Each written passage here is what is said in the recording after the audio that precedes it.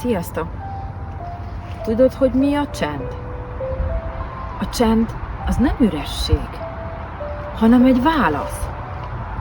Amikor elcsendesedsz, az élet végre megszólal benned.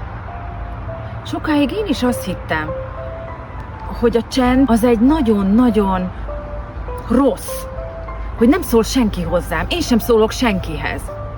De aztán egyszer csak elfogadtam, és megtaláltam önmagamat a csendben.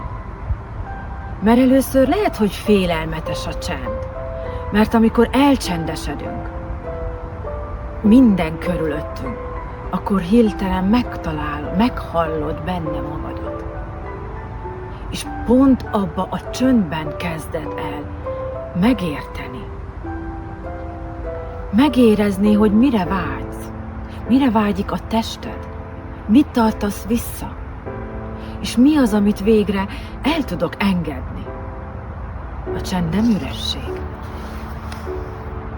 A csend az a tér, ahol az élet végre megszólalhat benned. És amiben ott vagy te, amiben megtalálod önmagadat. És ha ebben meg tudod találni önmagadat, akkor innen tudsz legelőször kiindulni. Ebből a csendből, ami benned van.